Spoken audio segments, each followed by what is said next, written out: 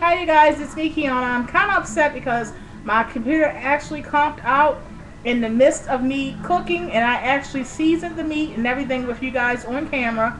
I also fixed the mashed potatoes, which was equivalent to one box of your honey roasted, I'm sorry, not honey, your roasted garlic, Betty Crocker. I don't know if you guys remember when I did a haul on, I had a whole bunch of coupons and wound up being, I got like 40 boxes of Betty Crocker items for like $7. Well, I showed you guys that a little while back. Well, we're finally using these items. So this is a dish that you can use one box of that.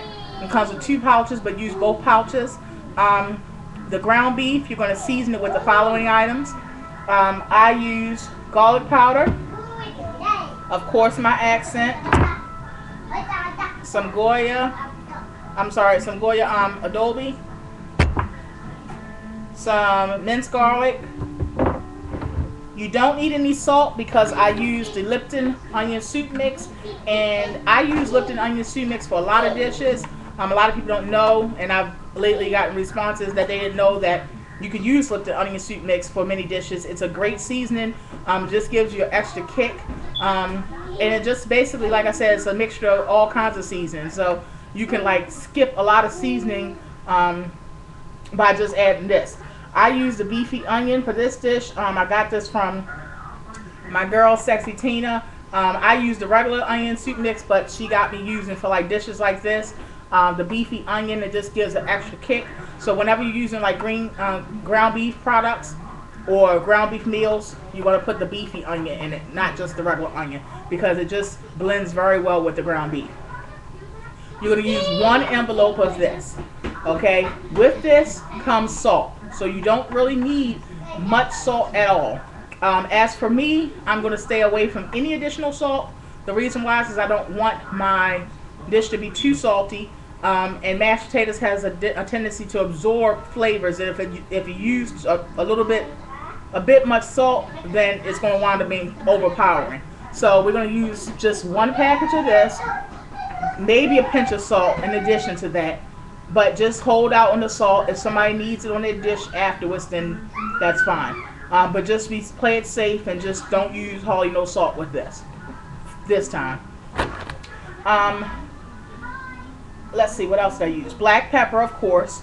And one of the other things I use, the secret in my dish, is I use this Hidden Valley seasoning mix. Now I got this huge one from BJ's for $6, and it's great because I actually saw one of my subscribers, Miss Money Baby. I actually see Miss Money's use this for her taco soup. So rather than buy the packets and stuff like that, I just went in here, and you know how I do. I gotta do it big or don't do it all. So I actually just went in here and bought this big one. So no. Yeah, who's that? Answer K and say.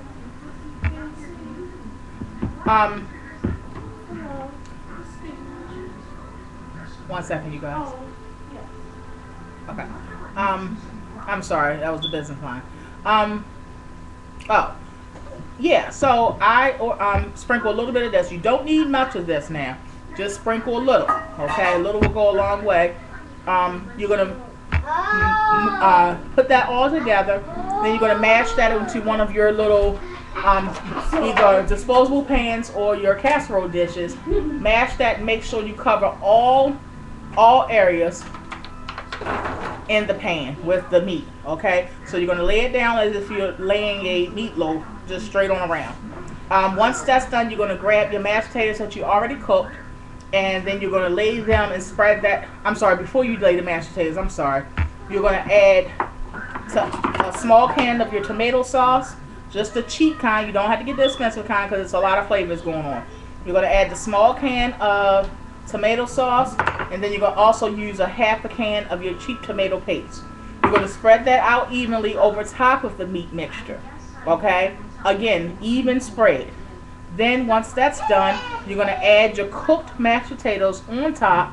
Spread that out over top of the meat and the sauce mixture. Once that's covered, Then you're going to add your shredded cheese. Now, you can add any kind of cheese that you like, but I like to add the Mexican blend because it has so many different cheeses in it. I think it's a total of 4. So whenever you see me using any cheese that's besides mozzarella, you're going to see me use this because it has so many different cheeses in it. Okay? So it just basically is for any and every kind of dish. So it's just a safe way to go.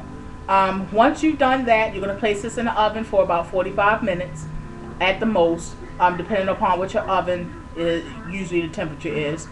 And while you're waiting for that, you're going to put your vegetables on the side. This is something like a shepherd's pie, but we're going to leave the vegetables out. That way, if anybody doesn't want their vegetables, or either if you just don't like the mixture inside this dish, then we're going to have these steamed vegetables that have broccoli, carrots, and cauliflower and cheese sauce. It's by Green Giants. It's steamers. As for me, I don't steam it in the bag because I do tend to like my vegetables a little mushy, and people that cook know that that's actually considered overcooked, but I like my vegetables overcooked. So I like to go ahead and take it out of the deep freezer, put it in the microwave just so it won't be clumps of vegetables together, then place it inside of a saucepan and then cook it that way. That's on the side. These are actually, even though they buy Green Giant, these are actually in Dollar Tree, you guys. So it's in your frozen food section at Dollar Tree. They have many vegetables, corn and cob, and all that good stuff. All right. So I used to also fix this dish for my daycare many years ago because I knew they wasn't going to like the shepherd pie because it had the vegetables. So this was basically a good alternative for a shepherd pie.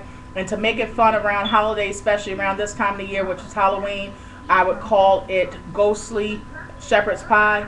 And what we would do is do the ground beef like this, but put mounds, big dollops of mashed potatoes instead of spreading it out. And then we would place 2 peas for the eyes, and we would call it ghostly shepherd's pie because it actually looked like little ghosts. And when you cut it out, you cut out the same section of each dollop of the mashed potatoes. So you would have a little bit of meat, and then you would have a big mound of mashed potatoes, and it was like, you know, free formed, and put 2 little peas in it, and it would look like a ghost's eyes. So yeah, so that's just maybe a thought that you may want to try because I've learned that with kids you have to sometimes feed them through their eyes first, and they get turned off very easily. So that was one of the ways that I can incorporate some fun little dishes, especially around Halloween and stuff like that, around that time of the year. Today we're not doing that. We spread the mashed potatoes out, place the cheese on top, and this will be a dish that's definitely under $10. Probably cost around $7 or $8 at max. Add some cake you had left over from yesterday.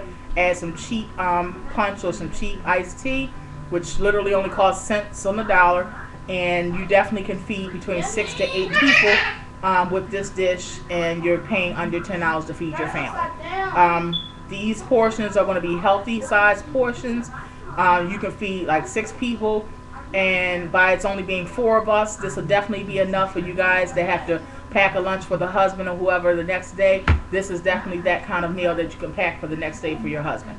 So this is how it's going to look before you put it in the oven.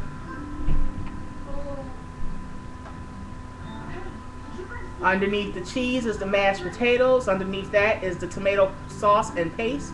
And underneath that, the bottom layer is the raw meatloaf mixture. So, and you see how thick and deep this is. And that's about it. So, you guys, thank you so much. The next video will show you the end results. Love you all. Be blessed.